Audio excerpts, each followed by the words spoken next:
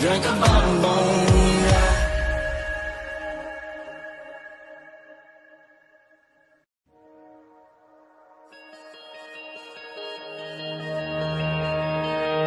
Dead hot American nights, shake your body dry on the coastline. Dead hot American nights, we snuck our folks to the shore and drank a bottom bone. We snuck our folks to the shore and drank a bottom bone.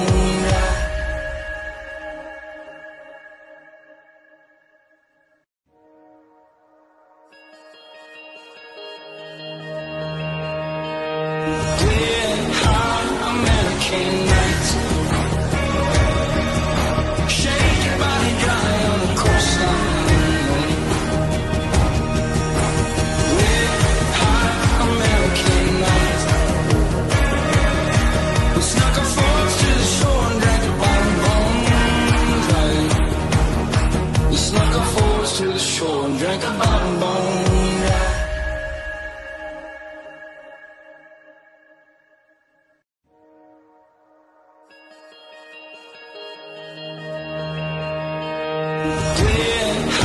American nights,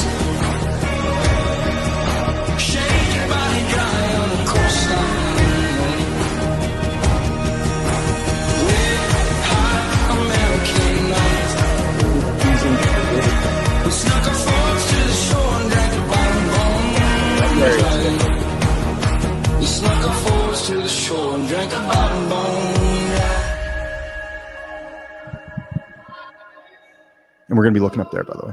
What is happening, everyone? My name is James Lynch. This is Live with Lynch, the CTFC72 pre-show. Thank you so much for tuning in. If you guys have any questions, we'll get to them in the chat. And, of course, we're doing this in person. This is so awesome. Super happy that Cage Titans and Spectation Sports have brought me out here today. And look who I'm with to start things off. Doesn't get much better than this. The champ, Andrew Valdina, obviously going to be paying attention to some of these fights on this card, in particular that featherweight fight going on. But first, Andrew, how you doing? How's life as champ?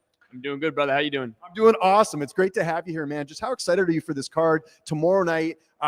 Again, pulling out the stops for one of the, the summer highlight cards for Cage Titans. What are you looking forward to the most? I mean, the entire card from top to bottom, man. We have 16 amateur fights. That's insane. All action packed. A bunch of prospects heating up from these local gyms around here. The main card stacked too. 3 title fights in total for the amateurs and the pros. The main event fight is the one you can't miss. My teammate Joey Guns Poirier taking on a seasoned vet in Isaiah Torres. Man, that's a huge contender fight in the entire region. So just action packed. I'm looking forward to the whole thing, man. Let's talk about you, though, man. You're the champ now. Great fight there with Joe the Party, who you just mentioned is going to be fighting on this card. You got the win. I know you had to dig deep and get that one done, but just how satisfying was that victory over a really tough veteran in Joe the Party? It was definitely satisfying at the time, right? I mean, I dedicated my entirety to winning that Cage Titan strap for so long. It's that belt in particular, just because I've had all my fights for them. So to win that night, man, meant almost everything. But it's not fully satisfying either, though. There's still more hunger that I need to fulfill and get after, man. And after this night of fights tomorrow night, commentating, calling all the action, I know it's going to make me want to get out of my seat and get in there again even more. So I'm looking for another scrap in September, sometime in that time frame. And it's either going to be at 35 or 25. We'll see. Really? Okay. So potentially doing a Conor McGregor double champ thing. We'll see what happens. I'll leave you guys with that. There you go. A little suspense there. Why weren't you satisfied, though? You sort of mentioned hey, there's a little bit more I wanted of that. Is that just because you want to get back in there, or were you not happy with your performance? I was at first not the most happy with my performance. Then looking back, I realized how well I did through the entirety of the fight. The last 2 minutes, I finally got a little gassed. I mean, Joe the Party, as you're going to see tomorrow night, man, he's just fueled by something crazy, man. And he has 2 or 3 gas tanks inside of him. And it really took a lot out of me to weather that storm at the very end. And that's what made it very satisfying for me, because it made me have to earn something for that belt. But where it's not fully satisfying, I just think my goal when I started MMA was not to be just a regional champ. I want to be the best in the world someday. So there's so much more ground to cover, so many more mountains to climb, and I'm more motivated than ever to get after it. Well, something we talked about too with, that title fight was that you're kind of in a good position right now because like you mentioned, Cage Titans is regularly doing shows. There could be an opportunity to get a fight there. Do you also kind of stay on standby for Contender Series? Again, the season's going to be starting back up. You're a guy that has to be on their radar. Anytime you win any sort of hardware in the regional scene, that's something that the bigger promotions look for. So is it one of those things like no matter what's next, it's going to be a big opportunity? Absolutely. I've always said, everyone always says like, oh, how do you feel going into this fight? It's your biggest fight yet. But every single fight that I take is going to be the biggest fight of my life. And I'm looking to keep that trajectory going through the entirety of my career. I don't plan on never losing. So this next fight, whether it's regional or Contender Series, man, I'm looking forward to it. I heard that they might have had Contender Series all packed up already, but if they're going to try to pull any pullouts, anyone pulling out in the UFC cards from the Contender, I'm ready to jump in a slot if they need it this summer. But I'm just staying very ready, staying healthy, thankfully, and ready to go. It's hard to stay on weight when, it's summertime. Probably a lot of your buddies are going out, on the beach and all that stuff. You want to eat the good food. But I guess too, that at any moment you could get that call if there's an injury on Contender Series. Yeah, that's the name of the game. That's the job I signed up for. I'm always going to stay ready. I'm already on a nutrition plan for the past month, even in this summer, man. It gives me that mental edge when I see all these other guys partying and drinking up. So I'm ready. Yeah, that's awesome. Just before we go, we talked about the card tomorrow night. Is there maybe a fighter or fight on tomorrow night's card that you think's, kind of flying under the radar a little bit? Is there a fight that you're looking forward to? 100%. The one that I've had circled that we were just talking about, the commentary team last night, was Vadim Zednipriani. I think I might have botched that. Alpha male. No. I know who you're talking about. Yeah, for sure. And by the way, Slaviklaw's here in the corner of him, the UFC fighter. Yeah. Notice he's here as well. So that's a big fight for sure. Yeah, and versus Sahib Jackson, who like many people might not know outside of this region, but I know a lot of the local talent around here respects Sahib a lot because he's a great striker, he's undefeated pro right now, great jiu-jitsu game as well. But looking at Vadim with just a 2-1 record on paper, like he's had so many kickboxing fights before that too. And coming out of a gym like Team Alpha Male, this fight's going to be fireworks, and I think it's going to be I don't think it's going to the judges, in my opinion. And this was a fireworks interview. Andrew, great getting to meet you, man, in person. Go check him out. Next fight, whenever it may be, Cage Titans elsewhere. Big things ahead here for the champ, Andrew Valdina. Thanks so much for joining us here on Live with Lynch. So there we go. Perfect. There you go. That is Andrew Valdina right here. Going to be enjoying the rest of the time here at the Plymouth Memorial Hall. Historic venue here to do the weigh-ins. And it looks like we're getting the man of the hour here, someone that makes my job so easy. You're going to watch this. I don't have to say much today. Look at this guy, Joe the Party. Here, live in the flesh. How'd the weigh-ins go, man? 145, right? So a little bit better. 145, yeah. So we're feeling great. Good, man. You look great. Right now, I'm the man of the hour. Too sweet to be sour, so nothing can come down right now. I feel great. Just really happy to be here. I want to perform. I want to kick ass, and I want to steal the show, and I want to really show everyone just who I am, like I always do, man. I've always had something in me that I want to do something crazy. But this time I want to just go out there, enjoy myself, and give the fans an experience. Yeah, and if you don't mind me sharing this, you just saw Andrew Valdina, your last opponent. I know you guys kind of had a conversation like, hey, wanted to do a little bit more. You have that opportunity here. Just let's start first with the fact that you're getting a lot of fights here for Cage Titans. You're keeping active. You've never had a problem, it seems, getting opportunities, whether it's in MMA or elsewhere. Just how happy are you that you are keeping very active and not having to wait on the sideline? It feels great, man. I've made my teeth going through the ringer, going through the gutter, fighting guys that are still in the UFC. Too many to name. Vince Morales, Damon Blackshear, tons of guys. I can't even remember the rest of the guys, but so many guys. I'm going to be a little CTE there. No, it's all good. Listen, it's not your job to play memory. We can go look on Tapology right now. That's a huge list. The fans can go check it out themselves. But, again, never one to shy away at an opportunity. Johnny Campbell, what was intriguing about that? Obviously, a Cage Titans veteran, lots of experience, and a guy that's also going to bring it too. I love the matchup just because of that. Yeah. He's a vet. He's crazy, and I really think we're going to give the fans something they've been wanting in New England for a long time, a bloody gangster type of war, almost like that New York, what's that, Gangs of New York movie? Okay, just like that. We're going to bring it back old school. I'm going to try to slap the fuck out of him. I'm going to punch him. I love the guy from the bottom of my heart. I do. I love most of these fighters that they know, but I have to bring the pain, and I have to bring myself out there, and I really have to give him everything. And if I want to do him justice and respect him, I have to hurt him. Like I said, this fight's at featherweight. You look really healthy. Like it seemed like it wasn't too much of a cut for you there. Johnny's also going to be moving up for this fight. How much of a better fight are we going to get with the fact that neither of you are going to be compromised or fighting more closer to your walk-around weight? I think the not walking around our weight is just something that people need to start doing and investing in. A lot of these fighters and organizations, which I understand, push for people to make weight, and it's this culture that we have inherited from wrestling. And if people know, even in wrestling, the rules have changed. Okay, in the 80s, kids were dying. Guess what? Plastics weren't even allowed to be seen. If plastics were on you in the 90s or the 2000s, you were eliminated from the wrestling tournament, even as a kid. Okay, because kids were dying in saunas, working out. Cutting weight is very dangerous. So many boxers and MMA fighters have died because of things like this, because you dehydrate yourself, and it's always us smaller weight fighters that are going to suffer the most because we cut the most weight, and we have it's hard for our brains to get the water in there, the fluid to slosh around while we're getting banged around. When you're a heavyweight, you carry so much weight and water on you mass wise, it's a little easier. So me and Cupcakes decided to do this fight up a weight class to allow everyone to have extra energy and extra pop and extra fire. Yeah, it's going to be great. Take me through camp a little bit. Fusion XL, your gym's on a roll. Mike Davis, I saw a big win last week in the UFC. What type of camp did you have sort of leading into this? I had a great camp. I always have a great camp, but I'm also a person that does his own solo thing, and I love to be on my own and in nature. I'm almost like a Jerry Proyaska type guy where I'm doing weird Mr. Miyagi dojo stuff on the outside. Cool. Yeah, and I love the run. I was a big Steve Prefontaine fan I looked up to him a lot as a young kid. I read a book or something about him when I was in elementary, and I always was intrigued. And running was my first sport. So I love I'm just ready for war, man. I'm super excited. CTFC72, Saturday night. Let's rock the house here in Plymouth Memorial Hall one more fucking time. This is the farewell tour for the party. I got 2 to 3 more years in this game, and I want to give as many fights as many crazy moments as I can, so I can live on in memory. And I want something that my kids can be proud of. Now, not everything's always going to go my way, but I'll tell you one thing.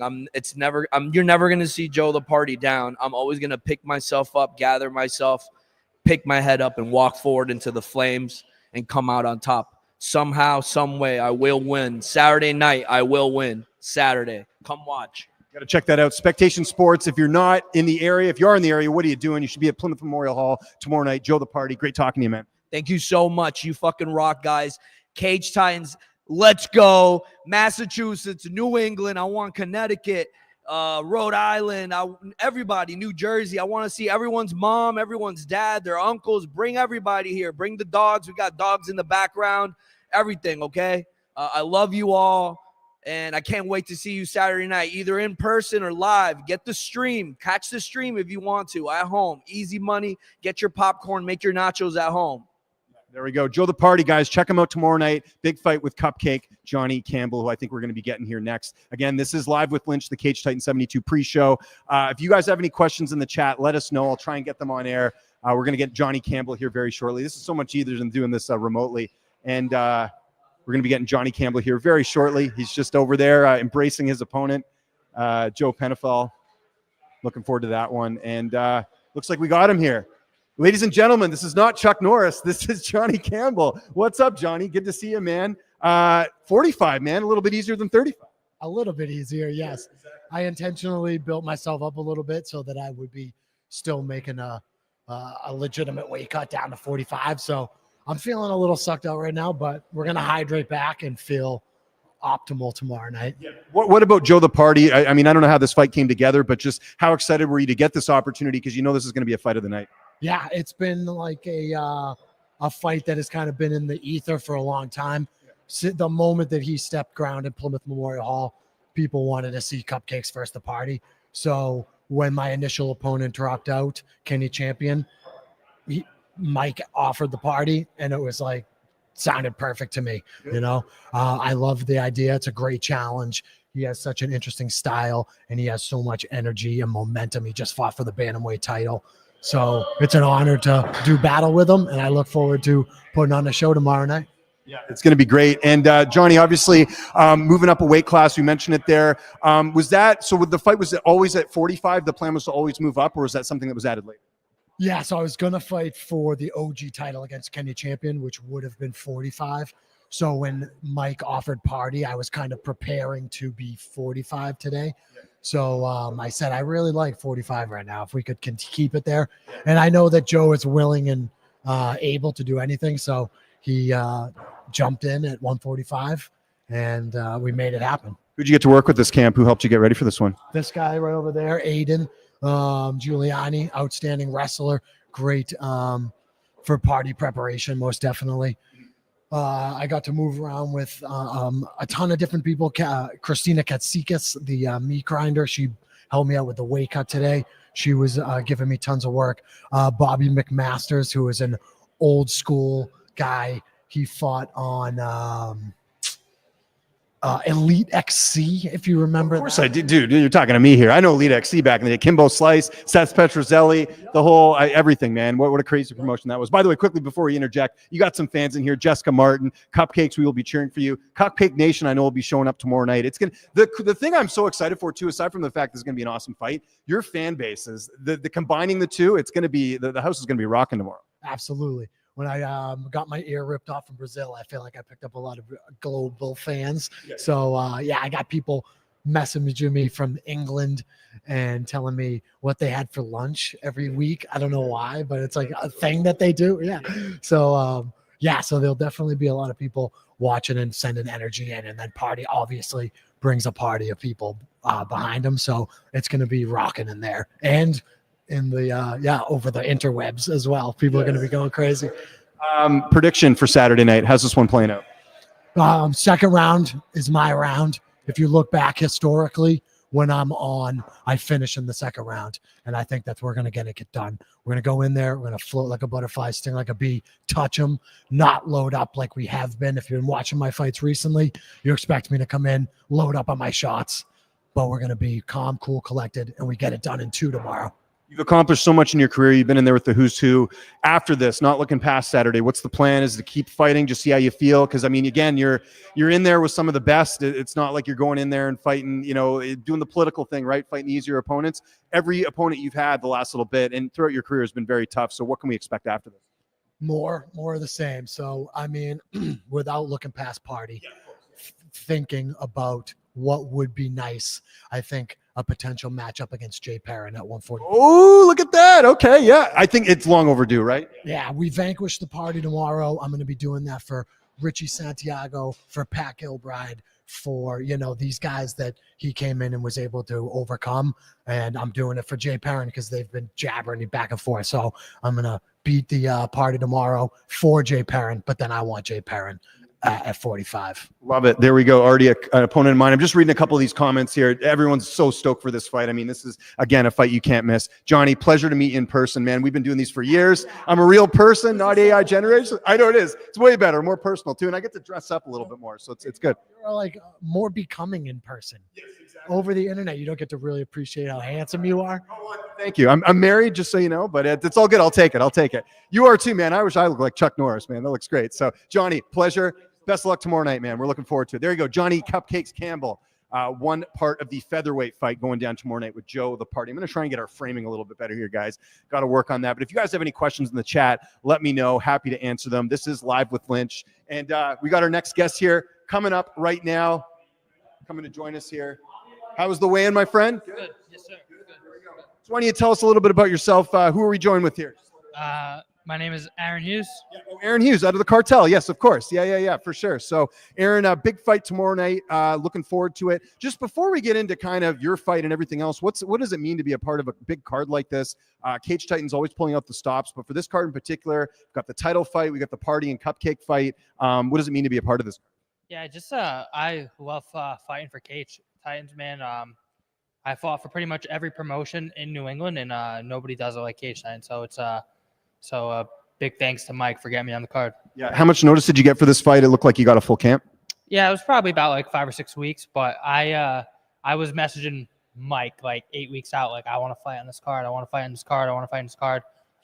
So I definitely have been preparing for a full camp for sure. That's good. Let's talk a bit about your opponent. Stylistically, how you looking at this one? What can fans expect on Saturday? Yeah, it's going to be a banger, man. I mean, he's going to come in there and try to take my head off, and that's honestly kind of why I accepted the fight, because it scares the shit out of me. He's a dangerous opponent. He's 2-0.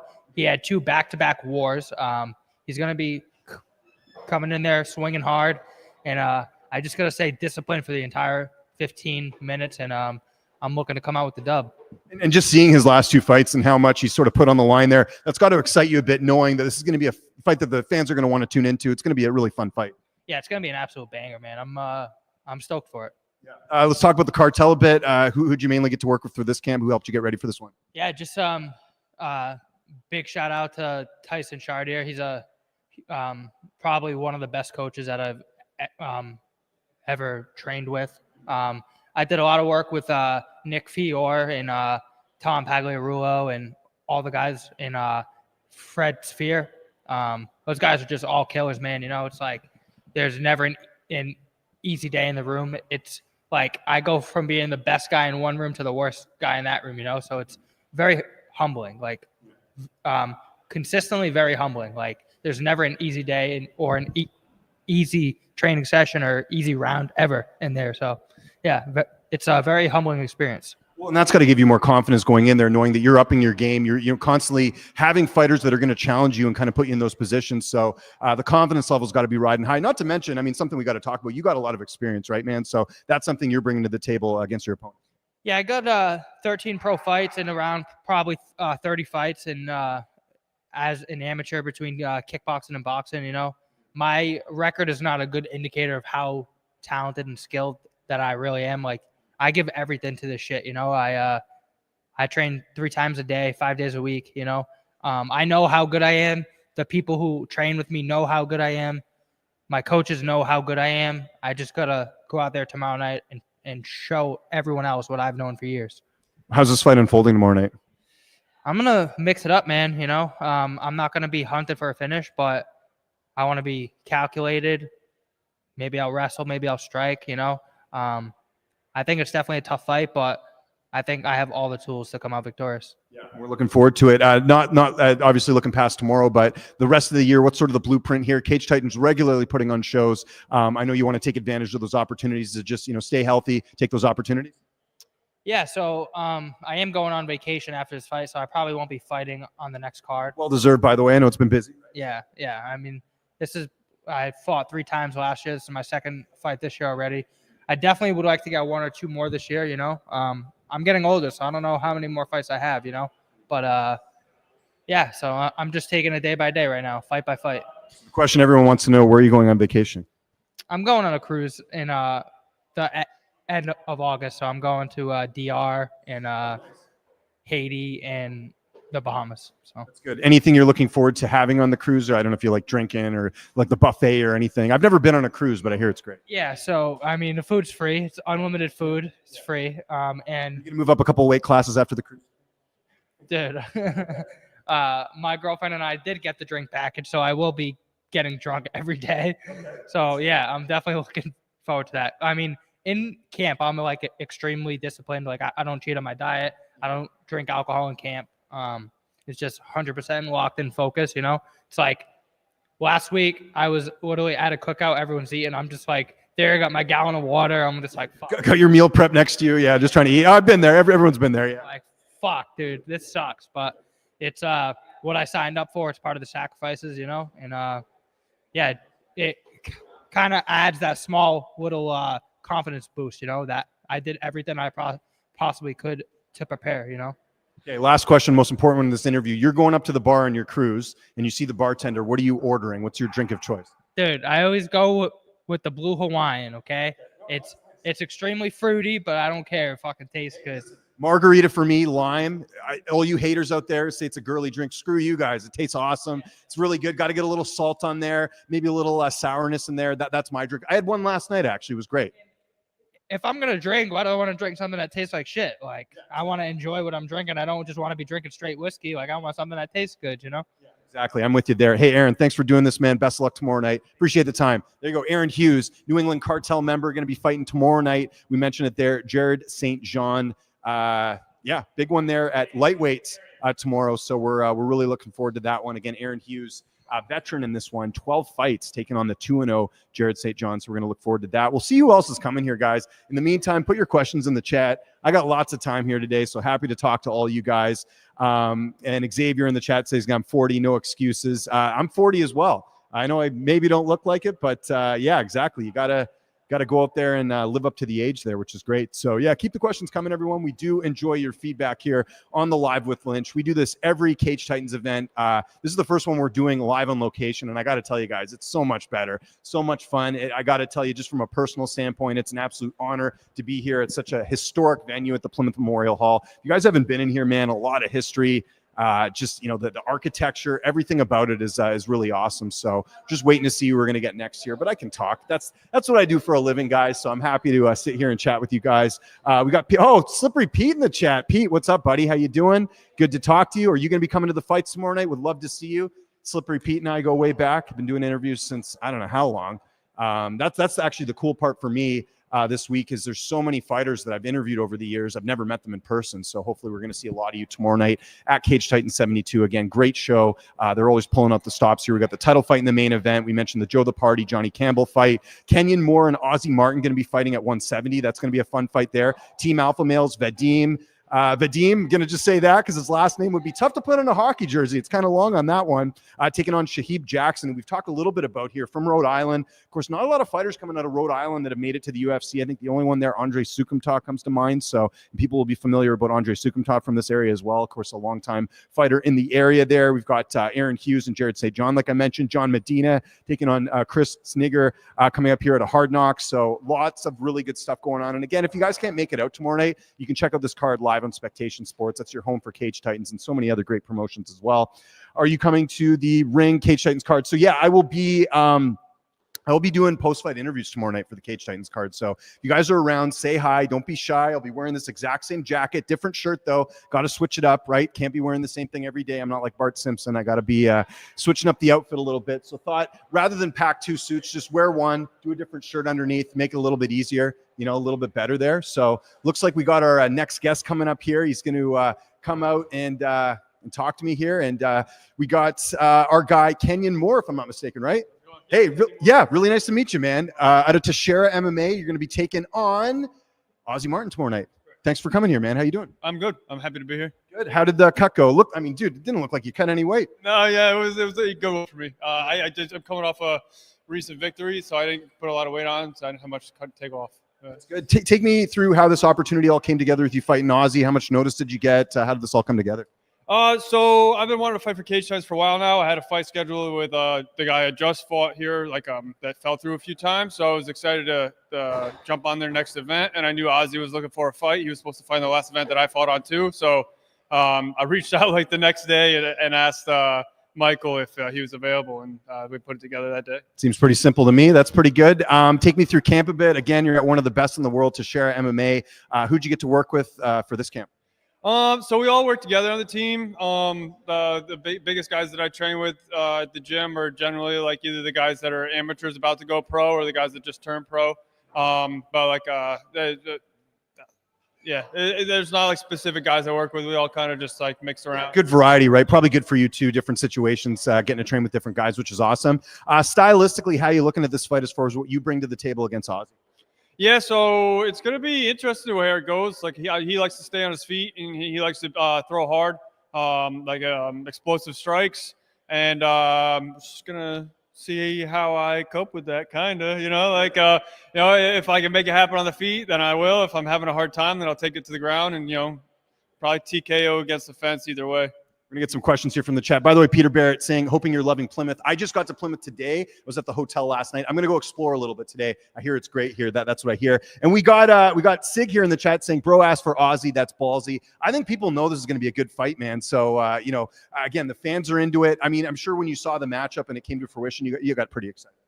Yeah, I was scheduled to fight him at Mohegan Sun earlier this year. So I prepped for him before. It wasn't like a big thing I had to adjust for. I was already put through the paces for what I expected to have happen. And so it was just getting back into shape and getting sharp again from taking a little time off after my last fight. And, I'm here for the hard fights. So no one scares me. Got to ask the obvious question. What's it like being in the gym with Glover and obviously Alex Pereira's there too? I hear Pereira's 243 right now. Is that true? I don't know. He's in Brazil right now. So I don't know how much he weighs at this moment. Glover might be 243 right now. Yeah. That's okay. He's retired. He can get away with it. That's fine, right? So, it's great being there with the guys and having that kind of leadership in the gym and not They're great competitors, they're great people, so it's a good environment to be in. Just to learn from two UFC champions like that is just the knowledge to be in there and to soak up what they've done, and they fought at the highest level. That's got to be such an asset for you in your career. Absolutely. You know, like what would you say? Like the process I go through now is exactly like the process they go through for their UFC fights. So like I already like meld my process to what it's going to be like when I get there, which I think is a huge advantage for me. Yeah, and it's kind of a passing of the guard, right? Glover learned from Chuck and John Hackelman, and now he's bringing that to you. And I'm sure at some point you're going to be the guy kind of bringing it down too, which is kind of cool. So, yeah, I hope so. Yeah, no, absolutely. Before we go, prediction for tomorrow night. How's this one playing out? Probably second or third round TKO against the fence. Me. Yeah. I was going to say, yeah, I figured as much. And you didn't hesitate, so that's why I knew you kind of had this in mind. Kenyon, great getting to talk to you, man. All the best tomorrow night, and thanks so much for joining. Appreciate it, man. Thank you. Yeah, take care. Good talking to you. There we go. That is Kenyon Martin. Kenyon Moore. Kenyon Martin was the basketball player, played for the Nuggets back in the day. Got that one a little bit confused there. Looks like we got the potential champ, guy fighting for the title tomorrow night, Joe Poirier, going to be joining us here. He's got the cool sunglasses on. What's up, Joe? Nice to meet you in person. So the first thing I said to Joe when I saw him here today, because we've done interviews before, you are a big dude, man. How's the cut? I know that's half of it is just getting the cut and getting to the fight. Yeah, I mean, I worked with a nutritionist.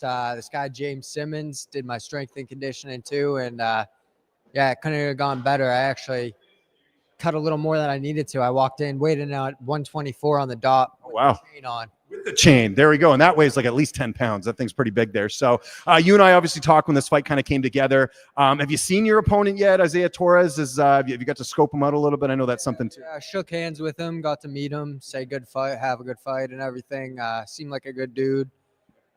Still going to go in there and handle business as usual. Yeah, for sure. Now that it's all coming here, main event, title on the line, like how does this compare to other fights that you've had? It feels like a big deal, right? You fighting tomorrow night. Yeah, I'm trying not to look at it like that. It's just another fight for me. Once it's over and I can look back on it, it's definitely going to have a little more sentimental value. But for now, it's just head down and handle business.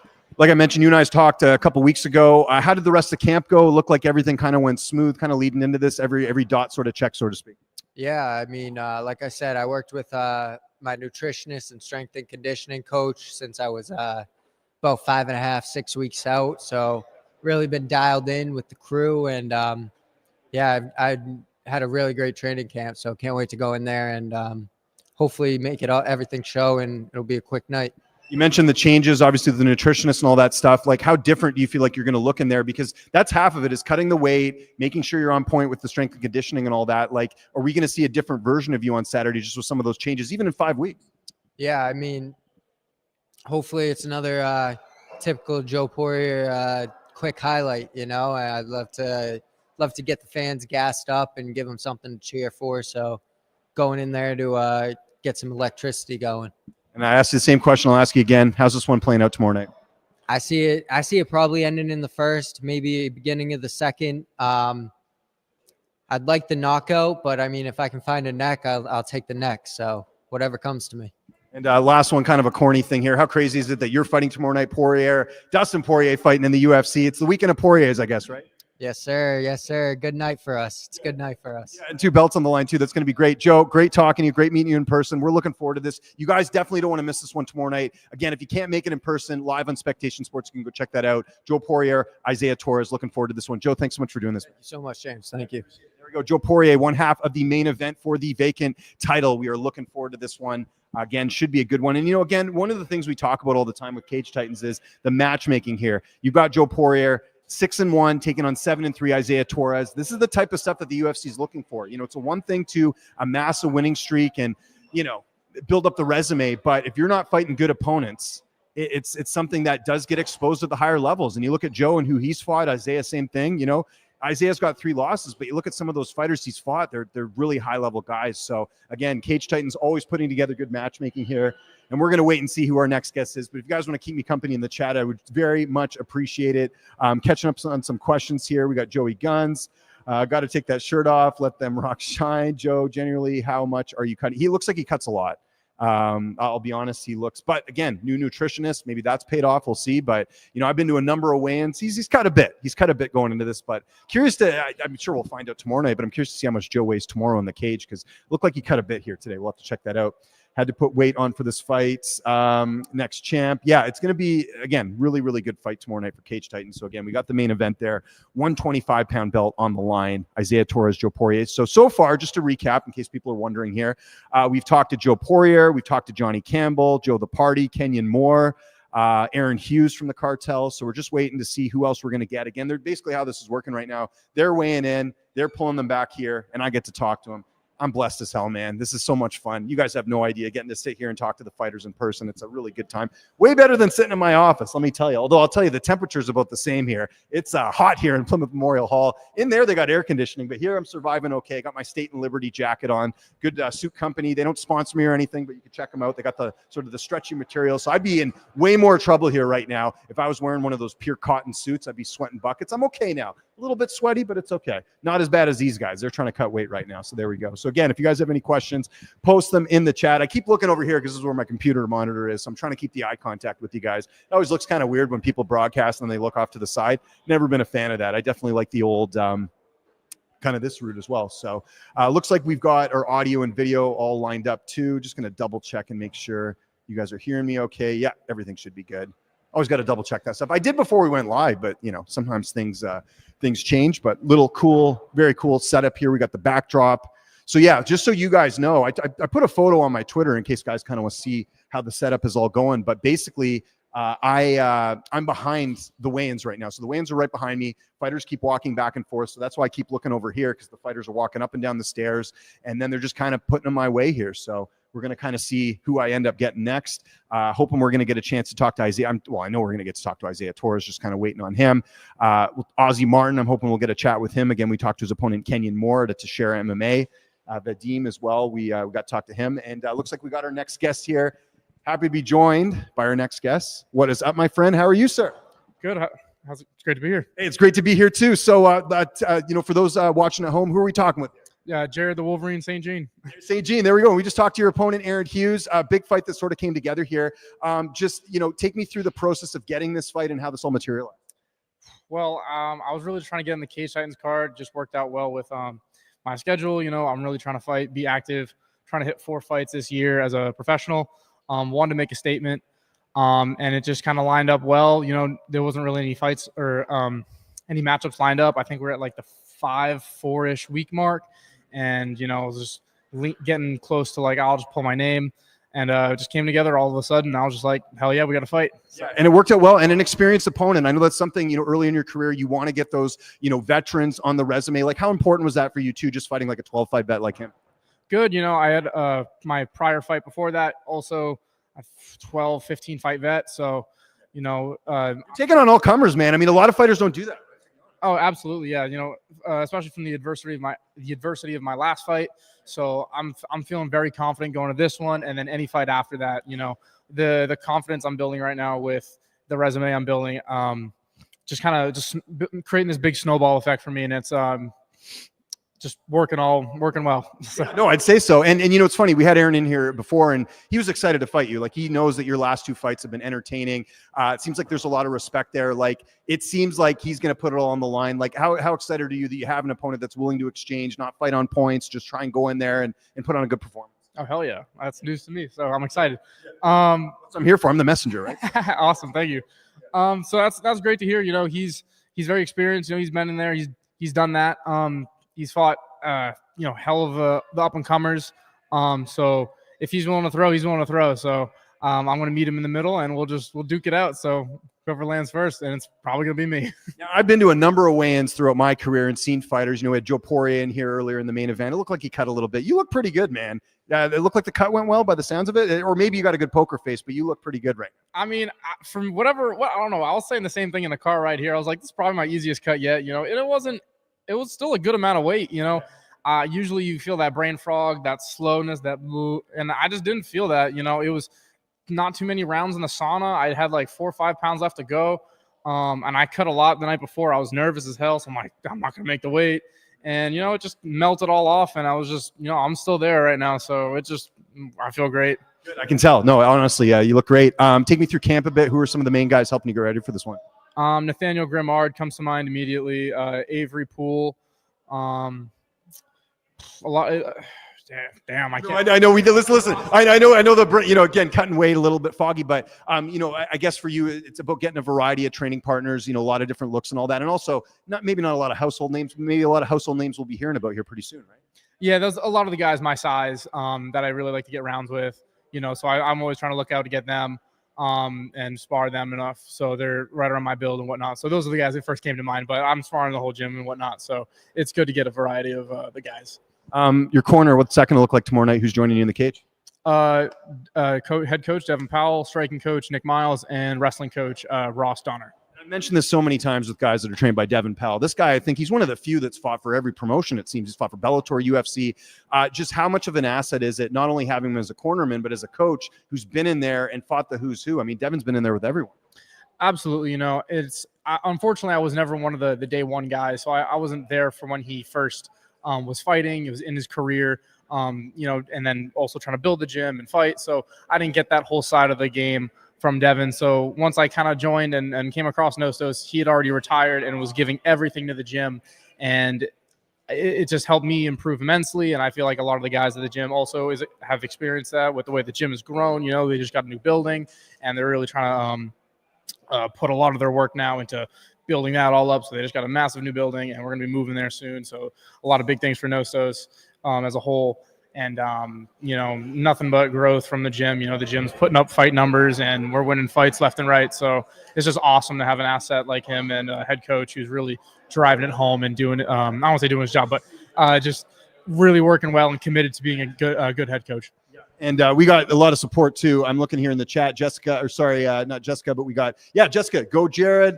A lot of people really happy with this. Sig in the chat saying he's lost 4 of his last 5 by submission. You're going to guarantee us a KO. Look at these guys talking some smack here. But no, I think, and that was going to be my question anyways, your prediction for tomorrow night. How do you envision this one going down, man? I'll let you get some water, by the way. This is more, no, don't you apologize. You're the one cutting weight. I'm sitting here in a suit. It's all good. By the way, Pit Viper's great brand for glasses. I got like a purple pair, like Bret Hart, the wrestler. Remember him back in the day? It's okay. It's probably I'm a lot older than you. That kind of makes sense. But take some Gatorade here. This is what we call a teaser. So I've asked him what his prediction is. So he's doing an extra dramatic long pause as he tells us what the prediction is for Saturday. I feel like I've been kind of following his what he's been saying online and stuff. He's saying he's a wrestler and all this stuff. So I feel like my striking is going to be to him and he's not going to like to stand there. But if he says he wants to stand, he's going to stand and I will land. If I in a perfect world be a first round KO, if he's willing to dig it out and dog it out, it could go to the second. But I break people for sure. And my last opponent, he definitely dug deep to fight with me. So I don't know if Aaron's going to dig deep as he did, but I believe it's going to be a first round finish. There we go. You didn't even hesitate. That's how I can tell you're serious about it. What does the rest of the year look like for you, man? Again, you're young in your career, your pro career anyways. Is it just right opportunity, right time, all that stuff? Looking for Combat FC next in October, or early October, I believe. That'll be the last one for me. Anything short notice comes up, I guess I could maybe try. I don't know. I feel like I get kind of big out of camp and I need my breaks every now and then, but I think 2026 is going to be a little bit of a slower year for me, as hopefully idealistically be 4-0 and then kind of ease off the gas a little bit. So that's the rest of my year. There you go. Well, thanks so much for making some time here, man. Go enjoy the rest of your Friday, and we're looking forward to tomorrow night. Awesome. Thank you so much. Yeah, thank you. There we go. That wasn't awkward at all. Don't worry. It's with the microphone. No, the cord was in the way, to be fair, so it's totally good. Looks like we got our next guest here. If you want to come up and join me here on the program. Again, live with Lynch. We're just getting fighters back and forth. And who are we joined with here today? Let the audience know. Isaiah Torres. Isaiah Torres, of course. Yes. I interviewed you a couple weeks ago, one half of the main event here. Now that you're in Plymouth and part of this card, again, coming into enemy territory, how you feeling, man? How's everything going? I'm feeling good, excited for tomorrow. Just ready to put on a show and bring home back to that bout. When did you get in? Because you came from, was it Colorado, if I'm not mistaken, right? We flew out Wednesday out there and got here Thursday morning, so an overnight flight. But it was good.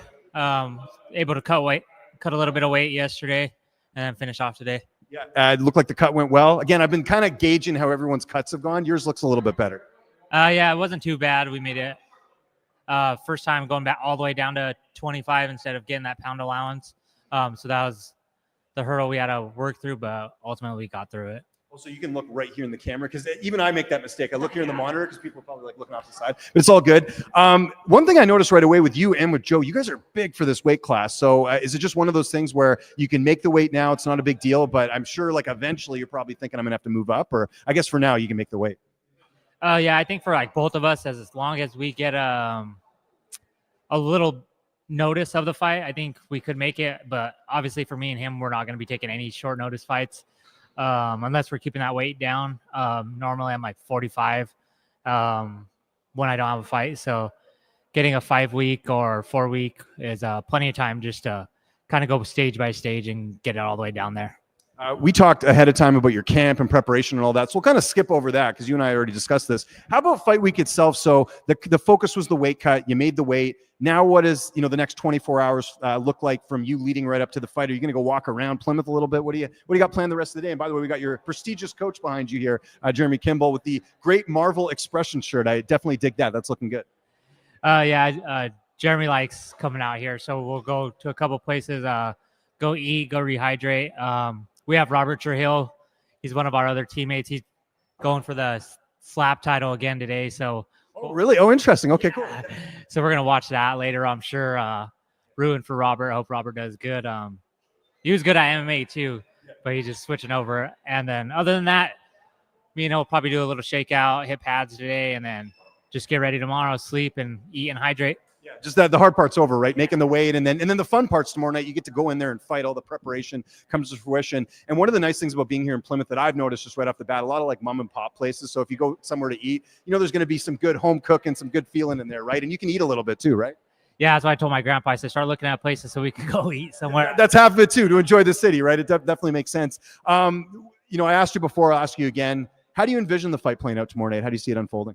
I know he's going to start out hot, so we're preparing for that. But as the rounds go, I think I'm in way better shape, have way better cardio. So we'll see if he's able to last all 5 rounds. I know he hasn't done 5 rounds. A lot of my fights, I wish I did have 5 rounds. So once we hit those 2nd, 3rd, 4th, and 5th rounds, we'll see how it goes. And have you kind of mentally visualized the crowd tomorrow? I mean, it's going to be Pro Joe tomorrow night, right? Like, again, he's the hometown guy. To be able to go in there and spoil the party and, come in there and take the title, how have you visualized that going in where you can kind of tune out all the booze and all the other things that are going to come your way tomorrow night? Yeah, so I was just telling my family that too. I was like, when I fight in Colorado, I'm my hometown, I'm more anxious. I kind of don't get an adrenaline rush because everybody's cheering for me, so I'm more anxious to put on a show for them. Going to enemy territory, it's a lot more. Everybody's talking. They'll talk shit to you. They'll do this and that. So it kind of makes you more in a fighting mood. Your adrenaline starts going. It feels like an actual fight, just like growing up. Half and half. Yeah, it is different. But I enjoy it. Gets my adrenaline. I have a lot of fights, so sometimes that's hard to pull back out. But with them, I'm sure it'll be easy to pull out. Something we talked about before, but we'll talk about it again. The implications of this fight are huge. Getting a title in any promotion, that always looks good on the resume. Just how big of an opportunity would that lead to getting a win here tomorrow night? I think for both of us, it gives us opportunity. Contender Series coming around. But as long as you have this cage title, they just put you on so many more eyes on you. He has a lot of eyes over here. I have a lot of eyes towards Colorado, that other side. So we're kind of both risking the side we're going on. He's trying to steal my eyes. I'm trying to steal his eyes. And hopefully I get a finish and they'll put an exclamation mark on it. Brandon Royval and Joshua Van put on a show a couple weeks ago. These guys are going to try and replicate that tomorrow night. Cage Titan 72. If you can't make it live, go check it out on Spectation Sports. Isaiah, nice to meet you in person, man. Best of luck tomorrow night. Right on. Thank you. Hopefully he doesn't start shooting in the first 10 seconds. Go. I was waiting for that. He said it in the other interview. I was waiting for it. He didn't say it this time. But again, Isaiah Torres, big main event tomorrow night. This is big time. Again, huge fight here. Vacant flyweight title for Cage Titan 72. And it's going to be great. So there we go. And we got our next guest coming up here. Who are we joined by here? What's up, man? Xavier Cardona. Yes, sir. Let's go, baby. Yeah, so let's talk about your fight, man. Just how much notice did you get for this one? How did this all come together? Just like the last one, I got 7 days. 7 days notice. But like most MMA fighters, when you're in the game, you ain't got to get ready when you stay ready. So that's where I'm at right now. I got the call, ask me if I wanted to fight. I'm always down to take a fight. 7 days, 7 minutes, 7 hours, whatever it is. Call me, and I'm down to throw down. Yeah, and how much is that veteran experience? You got a lot of fights under your belt. You're used to this, right? This is something that's when the phone rings, you're ready to go. That's it. That's the call, man. And I live for it. So I look at MMA as my therapy, believe it or not. This is fun to me. I know that people like, I can tell, man. You don't look like you're fighting tomorrow, man. You look like you're having a good time. that's it. This is all about the legacy, man, and the journey. And I'm just trying to leave a legacy for my kids to follow and be proud of. And that's all I'm about. How was the cut? It was so in 7 days I had to lose 10 pounds. So what really helped out was that heat wave that we just had. I'm a landscaper by nature, so I was out there. The landscaper tan, I was gonna say. Yeah. I was out there hustling for my babies, and I lost the weight that way, and it was a piece of cake. It is really humid out here. I got to be honest. Even in here, it's a little humid. If you needed to cut more weight, you could just hang out in here a little bit. But let's talk about your opponent, man. How do you feel like stylistically your style matches up against his? Man, I really no disrespect. I honestly just don't care, and that's where I'm at. I haven't seen any videos on the kid. I don't know anything about him.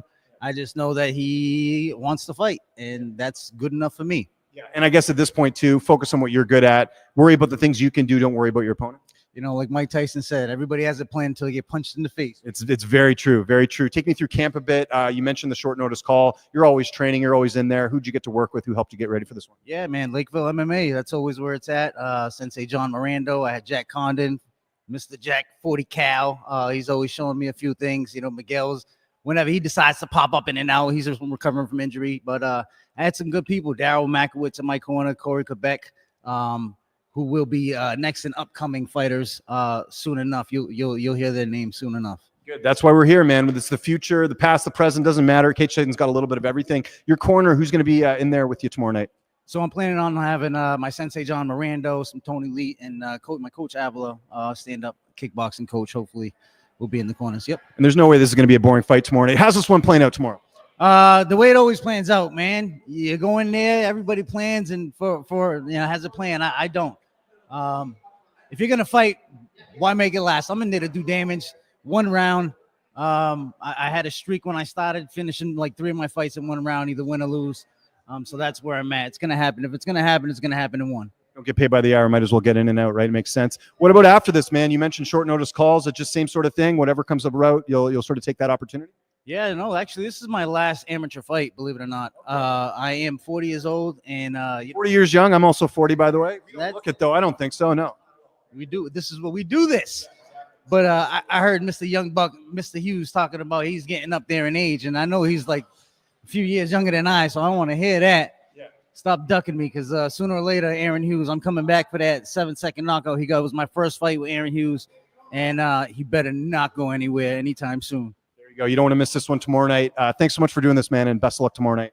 Thank you. I just want to give a shout out to my sister Becca. Happy birthday. Rest in peace. I love you very much, and I'm out. There you go. Thanks, man. Appreciate it. This is Live with Lynch, the Cage Titans 72 pre-show. We got our next guest coming up here. He can take his time. It's okay. It's all good. He's got to button up his shirt. We'll take it however we can get it, so it's all good. But yeah, really excited for our next fighter that's going to be coming up here and joining us.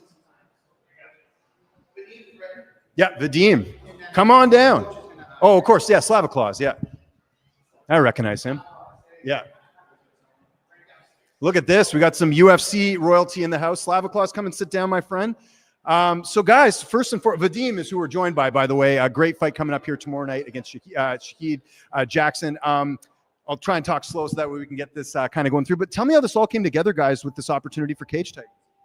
Oh, so we trained together with Team Alpha Male. So he's been here for like probably the last 3 years at least. Okay.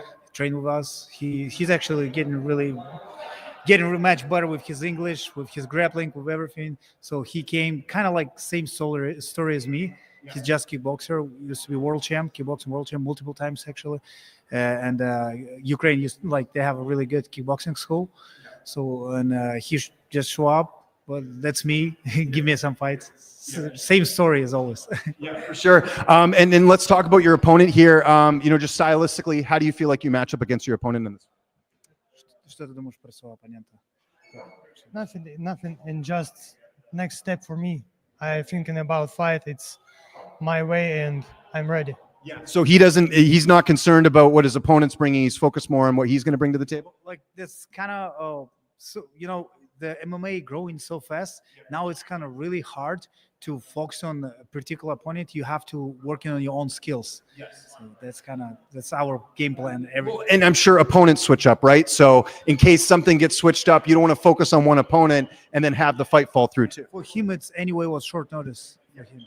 That's right. Yeah, for sure. So that makes sense. What does it mean to be a part of this card? There's a title fight on here. This is one of the bigger events for Cage Titan. What does it mean to be a part of this event?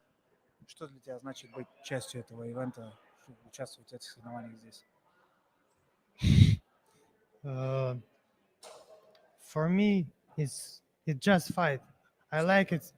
I do it every day. I train in is my team every time, and for me, it's next step for next level.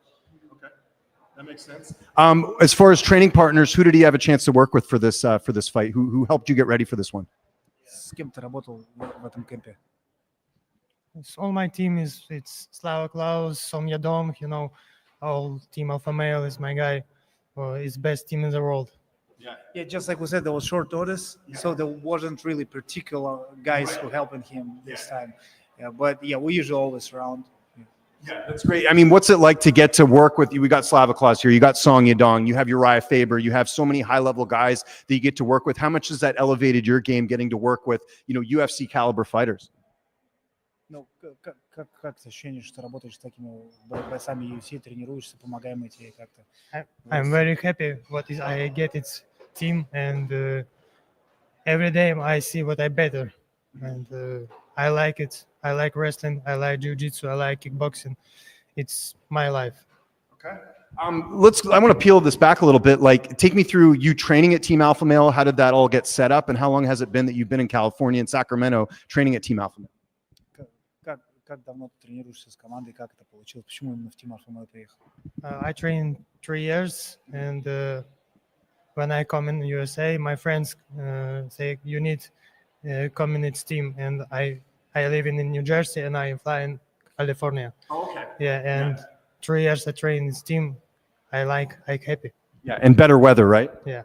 Oh yeah, definitely. And I can add everybody like him, like all coaches. Joey Rodriguez actually work with him a lot on his boxing, so like and striking. I mean, everybody like him, so he's a nice person, just fit it perfectly. Yeah, that's good. And then so Slava Klaus will be in your corner tonight. Who else will be in the cage with you, or is it just him for your corner? And Slava Klaus and Joey Rodriguez and Uriah Faber. Uriah Faber's here. So this time they won't be, unfortunately. I don't think he totally get it. Yeah. So this time it's just me, because unfortunately it's actually good. It's for good. We have so many fights set up, and we just like clearly we have not enough coaches and guys. So that's why I went with him. So that makes sense. Well, that's great. And your prediction for tomorrow night? How do you see the fight playing out? Что ты ожидаешь от боя? Как ты собираешься выиграть? Like I'm just asking, like, do you think like knockout, submission, decision? How do you? Win. Just win. Okay, I like that. Yeah, however it works out. And then like a win here, like let's say you go out there, you get another finish. How big of a win would this be? Where would a win take you in your career with a victory tomorrow night? Как думаешь, как далеко тебя эта победа может в твоей карьере продвинуть? I don't know. See. Yeah. See. Just see. Yeah. See where it goes.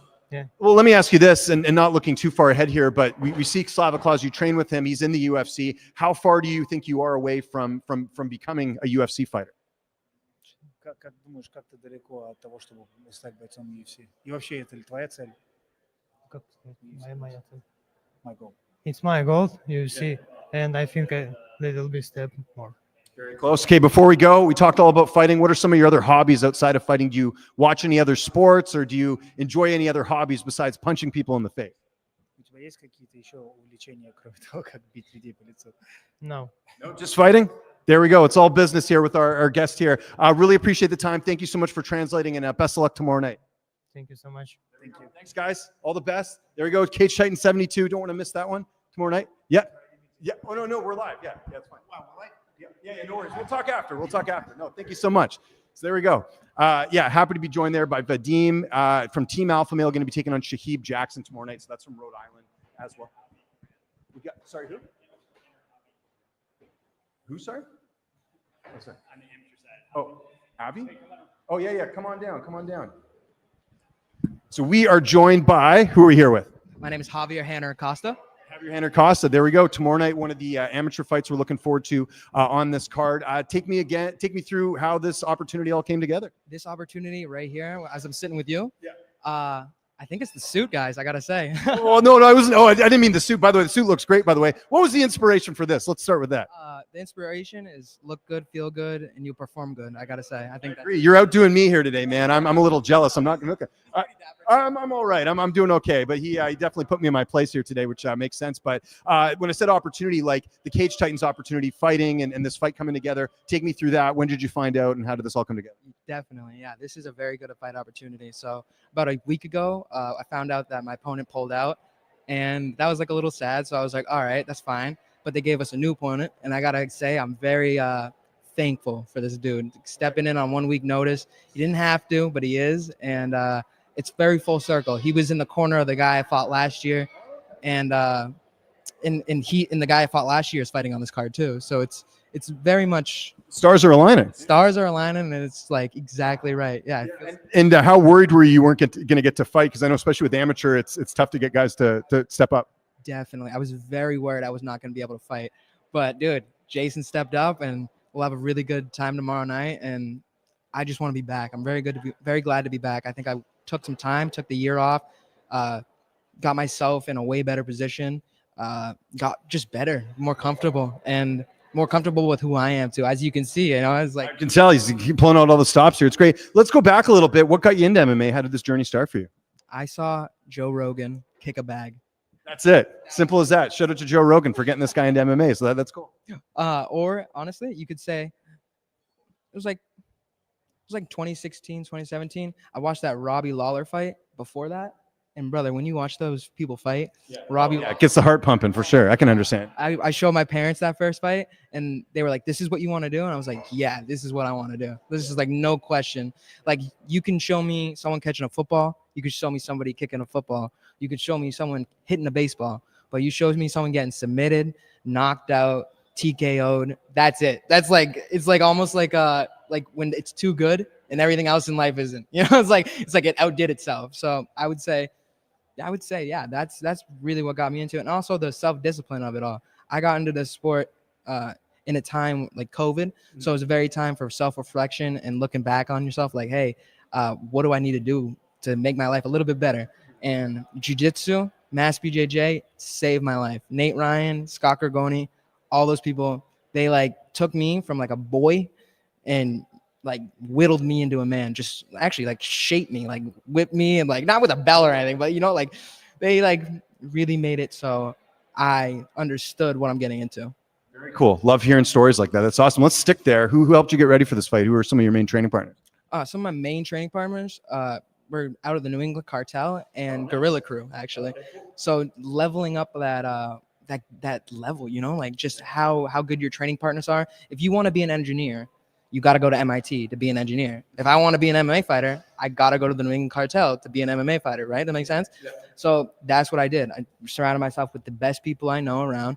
And yeah, you could say, okay, you need your own little camp. Like, yeah, you need your own people. And I do. I definitely have those people. But you got to be able to get out of your comfort zone, go and slap another dude's hand that you don't know and spar. Go and be comfortable in the uncomfortable. Get out of your comfort zone. Exactly. Yeah, exactly right, brother. Exactly right. And everyone that helped me prepare for this is 10 times better than me and 10 times more capable, I'd say, you know, but you're just going to see the trickle down effect. If I'm as good as this, you like, how good are the people I'm training with? You know what I'm saying? Like, it's just a reflection on all the hard work.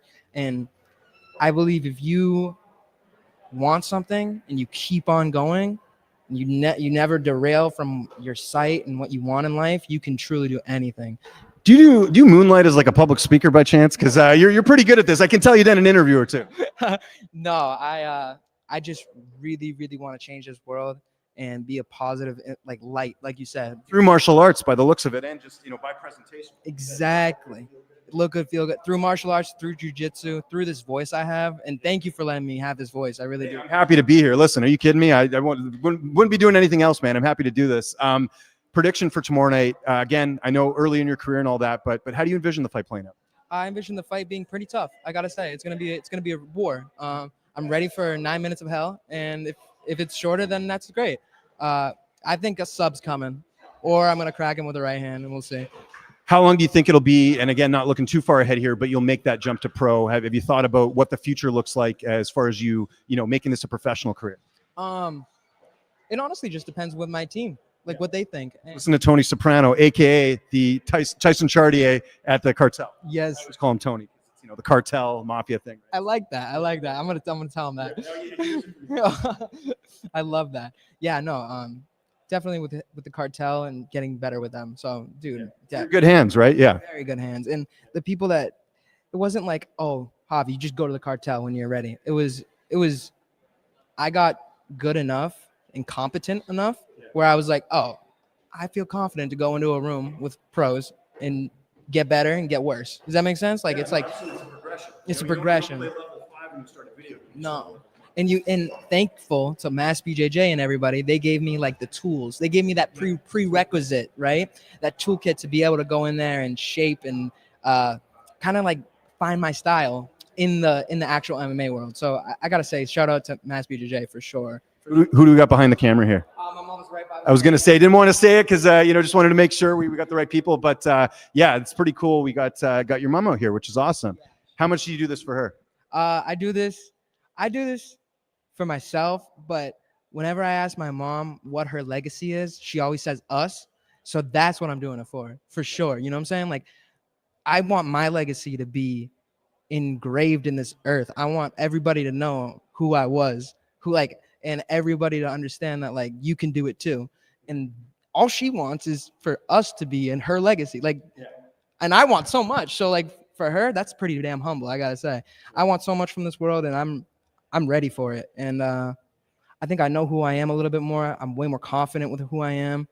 And if you just have those two things, dude, you'll go so far in life, And I mean, look at everybody else that has that kind of confidence, where they are now. It's not even confidence. I think it comes from all of the mental reps. I mean, I've been telling myself for so long, dude, you can be the greatest. You can be good. You can actually do this. You can have the things that you want in life. You can save that money. You can buy that car. You can have anything you want. It just takes time. Yeah. And the reps, like you said, listen, are you sure you haven't done any interviews before, man? Because you're so polished. No. This is actually my first. This guy might be taking my job. He's got the suit. He's got the, the polished ability. So I got to watch out here, man. But we got to watch you tomorrow night. Plymouth Memorial Hall. Go check it out. If not, Spectation Sports is where you can find it. Dude, thanks so much for doing this. Bright future ahead for this one. Definitely check it out tomorrow night. Cage Titan 72. Thank you for joining me here. And we got our next guest, I think, pulling up here on the Live with Lynch. And there you go. Very good. You guys embracing too. Who are we joined with here right now? Ozzy Martin, how are you doing? There we go. That's what I figured. I did double check though. Didn't want to say the wrong name here, but Ozzy, we already had your opponent in here, fighting a really tough guy to share MMA. Just how excited were you to get this opportunity? Very excited, actually. We were supposed to fight in May. He had a fight booked, and I took the fight on 6 days' notice. If I was ready to take it on 6 days' notice, I'm sure it's hell ready to take it on a full camp notice. So I'm ready for this. Before we go any further, you got to put the shades on, man. Those look so cool. Where did you? What was the inspiration? Yeah, the Oakleys. So I'm a Pit Viper guy, but I have a lot of respect for the Oakleys as well, because Oakleys was what I had growing up. Yeah, my brother has Pit Vipers. He passed them down to me. I had some. I liked his style, and I just like it, man. I'm glad that they're making a comeback because they look cool. It's like kind of like that Terminator vibe, and you got to kind of have that mentality going into a big fight like this. So, again, early in your career, obviously big opportunity here, like I mentioned. Stylistically, how are you looking at this one? I think this is a perfect match for me. My last opponent was a very tough dude. He was a veteran of the game, and he was very awkward to read when I was fighting him. Because, like as a fighter, I'd say like when you're striking with somebody, they're willing to play a game with you or not. He was very unorthodox and unpredictable in his striking. And I think it is actually going to benefit me more that my opponent now will play that game with me. He's fundamentally sound, has a good jab, has a good low kick. He sets things up. So I think this is going to be my best fight to date. I think that I will be able to display all of my skills, and I think this is going to be my best fight ever. Yeah, what a teaser there. We're expecting big things tomorrow night. What about the camp? How that all went? Who pushed you? Who helped you get to this fight and this opportunity? Who helped you get ready for this one? Well, to me now, like my life is camp. I've been in camp since April. Had 2 fight cancellations. I've had a total of a week off in all those weeks. I've gotten so much better. I've just been in the gym every single day getting better. And I actually, for the last 2 weeks of my fight camp, went to Thailand. And was able to train in Thailand at Manop Gym in Chiang Mai. If you guys don't know what Manop Gym, basically the crew Manop there was one of Saenchai's fighters or one of Saenchai's coaches early in his career. And Saenchai's the GOAT of Muay Thai. So I went there, trained there for a while, refined a lot of my skills, sparred, literally flew halfway across the world and sparred new people, sparred people with hundreds of fights, Muay Thai champions. And, like for my confidence and for me as a fighter, flying halfway across the world, fighting those guys, knowing that I did well, held my own, if not a little better. I'm gonna give him hell tomorrow. How addictive is that, man? I know the Thailand lifestyle is pretty great. It's nice weather, cheaper food. You're sparring with all these killers. Like, I'm sure you're going to go back, but like, was part of you kind of like, maybe I'll stay here? I don't know. I wanted to stay and fight Muay Thai there for sure. I wanted to stay there for a few months. I actually plan on fighting some more MMA fights in the U.S. and going back there for a couple of months and fighting some Muay Thai and see if maybe I can make a title run there in Muay Thai. My brother's a Thai fighter. His friends are Thai fighters, so it's been in my family for a while, and I just bring that style over to MMA and make it work. There we go. Looking forward to seeing that on display tomorrow night. Weight cut. You're a big dude, man. How did the cut go? Easy money, easiest. You can tell because of the glasses. Yeah, easy money, easy. It's just a mental thing, and I'm so mental. If you've never seen me fight before, go watch me fight. A weight cut's not gonna take me out. That's all I can say. It's just part of the process, I feel I like the process. Obviously, no one likes the process of cutting weight, but if you get in your own head and think how much it sucks, it's just gonna suck way more. And now I'm rehydrated. I already feel I feel normal again. And I'm just ready to eat some food and just put on that weight and just fight. What are you going to eat after this? I'm going to start out with some pasta, get those carbs in me, some sweet potato, get those good carbs in me, and then I'm going to go to a Brazilian steakhouse and get that protein. I figured you do Thai just to keep the theme going, but I understand you need the protein. That's stuff. As soon as I came back, the first place I went was a Thai restaurant. Got to keep it going. That makes sense. Prediction for tomorrow night. How's this one playing out? I'm going to finish him for sure. I think I'm gonna knock him out in the. Actually, I know I'm gonna knock him out, but TKO. I think second round. I think the first round, I'll feel him out. I always like to download data when I fight. Use that first round to kind of see what he does to stay out of harm's way. And then I think late first round I'll hurt him, and I think second round I'll finish him. You got a lot going on, man. Like you mentioned, the Thailand thing, still young in your career. Is it just kind of whatever opportunity is great after this, kind of just wait and see and what's going on? And you mentioned being in camp since April. Like, do you want to keep active or do you also want to, take that time to get better and improve like the trips to Thailand? Honestly, yeah, I have been in camp for a while. Honestly, for me, after a fight, I like to take just a week and then I want to fight again. Back to business. That's it, man. I love this lifestyle. I love fighting. I just want to, fight this fight, finish this dude, drink after, have a good time, eat some good food next week, and then just get back to it. And I want to fight. I want to fight at least twice more before the year ends. I want to be 3-0 or 4-0 before the year ends. Ozzy Martin, we're looking forward to this one tomorrow night. Thanks so much for taking the time, man. There you go. Appreciate it. Big fight tomorrow night. Like I mentioned, Kenyon Moore to share MMA. Don't want to miss this fight. 170. Man, some of these guys, the way they cut weight, it's crazy how big they are. It's just pretty awesome here. Shout out to Devin Powell. I interviewed you years ago, man. He's behind the camera here. Great to see you doing so well with the coaching and all that. And we got a next guest. Yeah, let's go. All right. Got it. We're just keep them coming. It's great. This is what I love. This is a Live with Lynch on Cage Titan 72. Chris, right here's perfect. And I'll try and get you in frame. I keep making that mistake where we're like the fighters are like way over there. So we'll try. Look at this. This is like a perfect frame right here. Chris, how do you pronounce your last name, by the way? Sniger. Just want to make sure I didn't say that completely. Exactly. And I don't want to be that guy. I'd probably get canceled on here. But John Medina is who you're fighting on Cage Titans. Take me through how this all came together with the opportunity to fight John. Yeah, I mean, I just found out I was fighting John last night. No way. That's awesome. I had 2 opponents pull out. And damn. Okay. So it's the third one. And it don't matter. I'm ready. Like, there's no opponent. I can tell, guys. I'm like a little scared here. You gave me the really like deep eye. Like I can tell you're all business right now. That's good. Were you like kind of on standby? Well, I guess you were always on this card, and then your opponents fell out. Was the idea, or someone you filled in for someone? I've known I was fighting on the July 19th card for a couple of months. Good. And I've been working pretty hard for the past year, just waiting for this moment to get back in the cage. Yeah. Is it one of those things you haven't even really had a chance to look up the opponent? You're just focused on what you're going to do? I took a brief look at him. I'm just, there's no. What'd you see? Nothing I'm worried about. I can tell. All business guys. You got to keep that in mind. Obviously, you knew you were going to fight on this card. Take me through camp and who you got to work with. Yeah, I was going around through Boston. I put about 1,000 miles a week on my car, honestly. Just cross-training, driving everywhere I could, getting the best training. I worked with Connor Matthews. I worked at Mau Jiu-Jitsu. I also worked up in not Everett at Hard Knocks over there. Got some sparring over there. Previously, a long time ago, I was working with Tyson and those guys too. But then I drifted away for a bit just to get the work that I think I needed, the areas I needed to work on. And I'm very confident you guys are going to see something great tomorrow night. How do you deal with the traffic? I've been here 24 hours. It's kind of tough this time. You're a lot of tourists. Brother, I bought myself a nice fancy new car and good air conditioning, I hope. It was good air conditioning, but it wasn't a good investment because I put about 1,000 miles a week on it. So I was dedicated, man. I put the time in, and there's no stone unturned. I've done everything I have to make sure you guys have a very entertaining show tomorrow night. It's going to be violent, and don't blink. Is that a tax write-off? That has to be, right? With all the miles you're putting on going gym to gym, you got to get an accountant to figure that one out. Well, I'm self-employed. I do have an accountant. I try to write off everything that I can, but should, man. You'll be a millionaire by how many miles you've been putting in everywhere. Doing this for money, man. I would pay these guys to let me fight. Honestly, this has nothing to do with finances for me. I'm self-employed now. Like I should never need a paycheck ever again if all goes well. And I'm just doing this for me, and this is something I need to do for. I've been wanting to do it for a long time. Good. That's awesome. Yeah. So, what do you do for work? I'm self-employed. I do real estate. I rented out. I have kind of like a small business with my real estate stuff. I rent out houses to Section 8 and all that. So it's kind of an MMA thing. I think Ally Quinta, I know, is doing that. There's a few other MMA fighters. He did it well. I think he was in the UFC. I think I listened to him one time. He's like, I actually think I make more money from my real estate than I do fighting. I'm like, well, he's got a good plan B. He's a smart guy, and he's setting himself up. So I just always set myself up so I could do well no matter where I go in life. You know what I mean? And that's kind of an interesting thing too, because it kind of ties to fighting a bit. Where some fighters, like, they need to fight. They have to take that paycheck.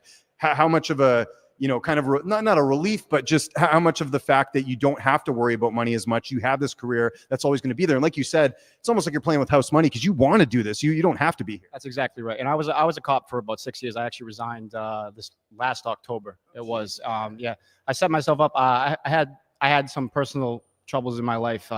Let's just say about a year ago, I was at my rock bottom. My finances always stayed good, but everything else was getting pretty rocky. Yeah. Some things were in my control and a lot of it wasn't. And I pulled myself out of the trenches, man. I was in a really bad place. I actually had to, I don't have much pride anymore. I'll say I had to check myself into a facility to get myself help for my mental health. And I was going through a really tough time. And that's all behind me now, man. I wrote down a plan of everything I'm going to do with my life to give myself the life I wanted. And I checked off everything on that list. And there's one thing left unchecked, and that's tomorrow night. Dude, inspirational, man. And good for you for, opening up and overcoming adversity and getting to that next level. And I'm sure a lot of that's factored into a lot of the work you've been putting into your fights as well, putting things in perspective. Like, we all got our battles. You got your battle of your own, but it's funny because tomorrow night for you, that's the fun part, right? It's not everything else. Of course, sir. After the hell I went through the past year, where's 15 minutes in the cage? And it's not even going to go that long, so I'm going to take this kid out. What about after this? What's the plan? You said, like, this is just sort of a fun thing for you. Is it just whatever opportunity comes your way? Because like you said, you got everything else going on great in your life. I'm just going to do my thing tomorrow night. I'm focused on that right now, and then we'll talk after that. Business, man. I'm telling you, this guy's so focused. I love it. That's great. Well, thank you so much for the time, Chris. Really appreciate it, and look forward to tomorrow night. No problem. Live with Lynch here, Cage Titan 72. One of the big fights tomorrow night. Him and John Medina. Chris, we're looking forward. You're good, man. You can go get some food and all that. So, man, I'm telling you, I've done a lot of interviews.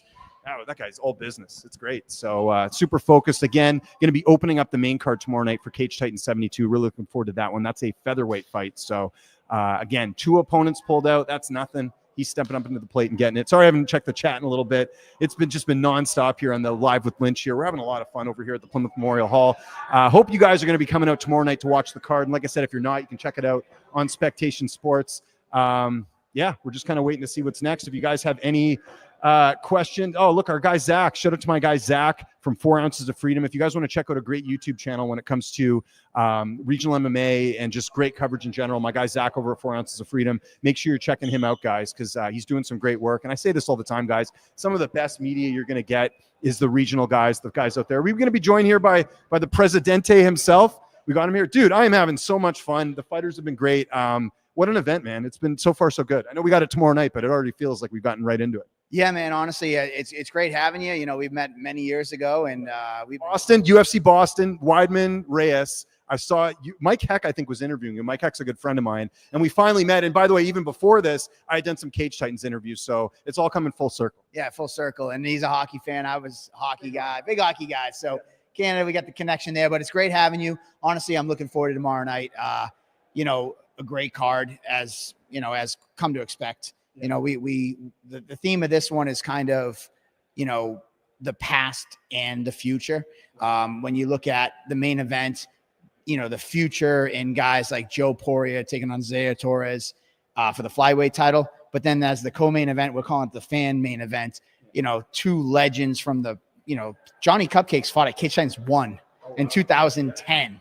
And now full circle, here he is 72 events later, still in a co-headlining spot, 15-year career with Cage Titans, most fights in Cage Titans history. So that's kind of the past coverage. You know, Joe Penafiel, kind of, I think he was talking to you earlier about, you know, a couple more fights as his farewell tour. So that's representing the past, but you got guys like Joey Guns and Isaiah Torres. And then you look at the rest of the card, we have the undefeated up-and-comers like Sahib Jackson and Jared St. Jean, Ozzie Martin, you know, those guys, that's kind of the future. So I think this is a great card that has a balance of a little bit of both. I know we do have to mention we did have the women's fight fall out of this card. I know Hillary Rose recovering was a jaw thing, I understand. What happened to her? Yeah, so unfortunately on fight week, she came down with like a tooth infection that went into her jaw. Wednesday, she sends me a picture. She's like, I'm going to the doctor. I'm going to go get on antibiotics. I'm still fighting. Yeah. Like, I'm still fighting. And then when she got there, they admitted her, got her some IV fluids. Her coach was out of state. He came home that day, and when he landed, he was like, I am not letting this girl fight. Like, sorry, it sucks. And luckily we were able to catch Nicole, because Nicole was, I think I told Nicole at like 12:30 at night. Yeah.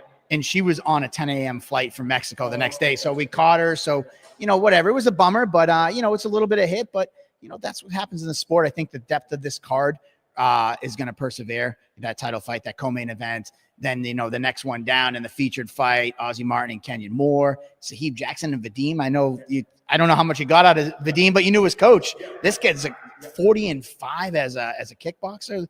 Fought a guy in his pro debut was against who was it? A UFC vet. And it's just like, who fights a UFC vet in their pro debut? And this guy Vadim did. He's a killer. Him and Sahib are going to be a great fight. I mean, hey, it's a solid card, even with the loss of Hillary. We wish her the best. And Nicole was a consummate professional, and we hope to have her back. Maybe we'll rebook it in the future. Yeah. And John Medina stepping up as well. I know Chris had gone through 2 different opponents or something. I know that's fight week. I mean, that's going to happen. You're going to have a lot of opponents pull out and stuff, but looks like everything kind of worked out the way it was supposed to, minus a couple things, right? Yeah. You know, that's just kind of par for the course, you know. Unfortunately, you know, with Chris, he's been away for 8 years, and not that we would never go the extra mile for any one of our fighters, but this guy's been away from the cage for 8 years, pursued a career in law enforcement, you know, now in real estate. And like, he finally kind of had that balance back in his life to want to get back in the cage. And imagine going through all that and all the first responders that he's friends with who took the night off from work to come here. First opponent falls out. Then second opponent, come to find out he's at the airport. He missed his flight. He calls me up. He's like, I actually never flown before, which is wild, you know, and he's like, I don't know what to do. So we've been trying to get him on the plane. Late last night, Medina answered the call. We had to wait till this morning. I didn't get the call that it was officially approved until 9:45 this morning. So Medina was able to pull through, and, you know, hats off to Medina. He saved the day for Sniger, because as Sniger's been saying on this tour, this is his Cinderella man moment where he just really kind of wants to get in there. Yeah. You know what I'm going to ask next? Cage Titan 73. Anything you can tell us, or are we waiting for tomorrow for the big announcement? Oh, man, tomorrow. Hey, listen, man. We got some good ones up our sleeve. Andrew the Gladiator Valdina, who you started the show with, he will be performing. You know. Well, okay, I have a question about that. I don't know if you can reveal it. Is it at 125? There was some talk about that. Damn, you guys talked about that? He sort of mentioned maybe going down and being the Conor McGregor, but we'll see. Hey, listen, man, the champ does what he wants, right? Yeah. Speaking of Conor McGregor, you see those pictures? Yeah, unfortunately I did. Yeah, it's a little odd there. Maybe a more recent example, Ilia Topuria would be better. You know? There you go. But yeah, so Valdina is we got some things in the work. We'll see how things play out tomorrow. Yeah. And I know Joe Giannetti, actually, nice. Yeah. He's been in my DMs. We're friendly. He's been around Cage Fights for a long time. He's looking to make his return back in September. Slippery Pete, Peter Barrett. He was in our chat today, by the way. Shout out to Pete. Yeah, so Slippery Pete, the champ. So he signed a multi-fight deal with BKFC, but he made sure he has the out to be able to compete here. Perfect. So he's looking to get in there. So yeah, we got a couple things in the works. We'll see how things play out. There we go. Okay, that's great. There we go. The boss man. Anything else you want to say before? If you don't have tickets yet, go to CageTitans.com. Get your tickets for this event. You want to be here in America's hometown, Plymouth, Massachusetts, Plymouth Memorial Hall. If you can't, though, don't worry. Spectation Sports got you covered. They are the exclusive home of Cage Titans, the only place. Don't fall for the scam links. Spectation Sports. And yeah, man, we'll see you tomorrow night. I'm looking forward to our college game day type. We're doing that tomorrow. Yeah, I can't wait. Yeah. Front Memorial Hall. I actually, now that I'm looking at the sun at this time of day, we're gonna have to get a tent for you because Probably, yeah. Yeah, the suit's holding up though. I'm okay. It's got a little stretchy material. It's all right. So tomorrow, be sure to tune in for college game day live at Lynch, or the countdown show. I think we're gonna have a couple fighters stopping by, talking to them, breaking down the card. As for me, that's it. I was actually just stalling. The juice is finally here. Sahib Jackson. I'm gonna bring him over. Let's wrap this up because I know the fighters are ready to stare down, and we're gonna set up for the ceremonial weigh-ins. Thank you so much. Thank you. Oh, dude, I love this, man. I'm so happy. I've been telling everyone in the chat. This has been so much fun. So much better to do this in person too, just to get to talk to the fighters. So we are getting Sahib because I really want to talk to him. So there we go. So we got Juice as our last fighter. There we go. The boss man here, Michael Polvier, for Cage Titans. So again, big event tomorrow night. You want to check that one out live on Spectation Sports, or just if you live here, please come out to the card. Why wouldn't you come out here? Historic venue, the Plymouth Memorial Hall. Like I said, this is my first time here. I've heard a lot of good things. It is cool being here, guys. I got to be honest. Just a lot of history, a lot of things going on. You can come up the stairs, man. You're good. Oh, I think you can go in there. Yeah, you're good. Anyway, so there's people coming up and down. This is what we do. This is live television. Or live streaming, I should say. Sig is saying in the chat, Slippery Pete versus Skeletor. I'd love to see that fight. Wonder if it'll come to fruition. We'll see. There we go. Happy to be joined by my next guest, Sahib Jackson. Man, everyone's been talking about you in this fight. Just take me through the opportunity that you have tomorrow night, getting to fight a really, really good opponent here out of Team Alpha Male. Well, first of all, I wasn't supposed to fight this guy at first originally. I was supposed to be fighting Tom Santos. And then hearing that he broke his hand, I was a little upset. I was like, damn, I'm going to be out of a fight. And if you know anything about me and my journey with Cage Titans especially, I was supposed to fight for Cage Titans multiple times. But for some reason, every time my name rang, nobody wants to answer, right? We get the name Tom Santos. Next thing you know, he breaks his hand. I'm upset. And they're like, we promise we're going to find you a fight. And then we get Vadim. I'm not sure how to say his last name. I can't either. It's a tough one. It'd be hard to even put on a hockey jersey, right? It might not fit, but we get his name, and he's a game opponent. A long and extensive amateur career, and he's somebody that nobody else wanted to fight. So I said, send me. Yeah, for sure. And I know it's not just you fighting in there. You're from Rhode Island, right? And I know that's a pretty big deal for you. We've had probably the most notable fighter to come out of Rhode Island, Andre Sukumtai. Like, how much are you going to be wearing that in the cage with you tomorrow night and representing Rhode Island? Well, a lot. His dad is my coach. So that's one aspect of that, He's one of the first people that I've known personally to go to UFC.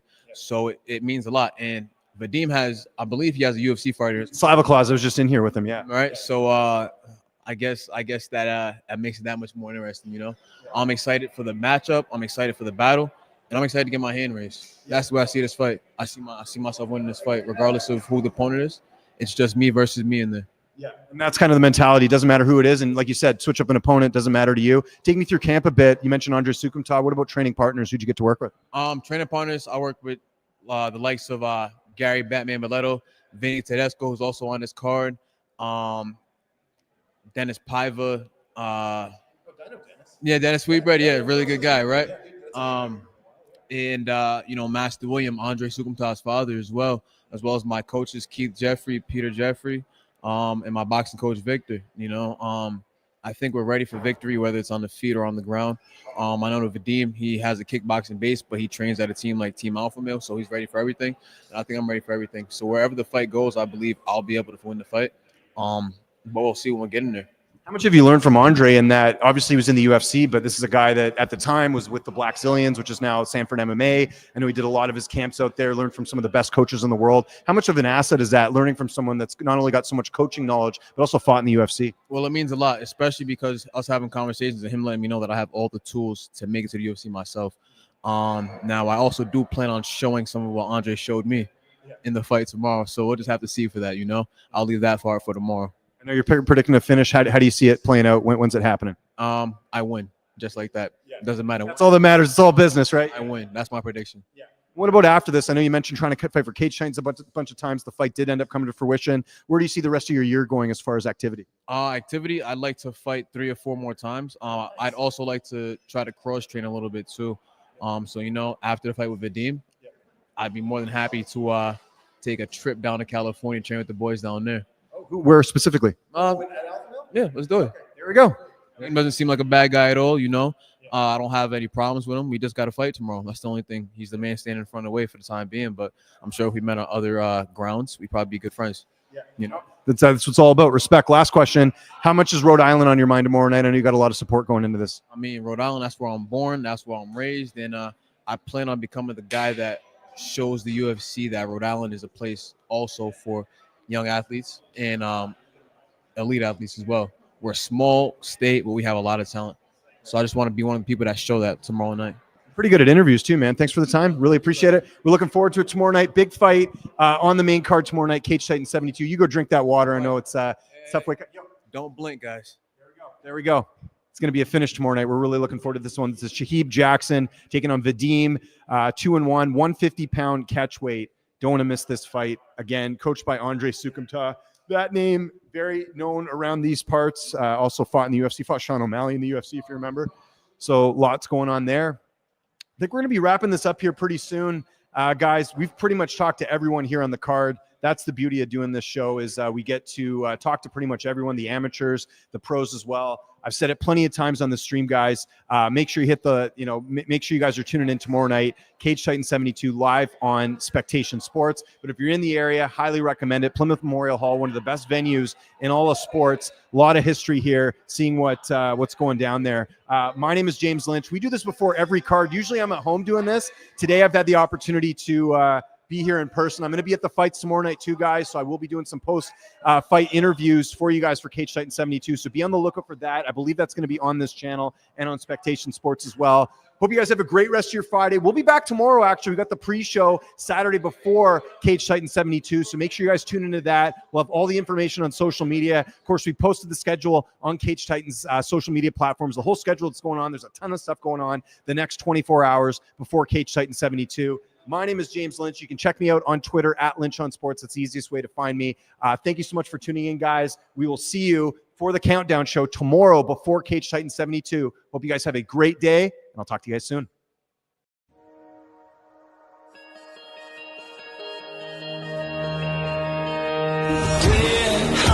American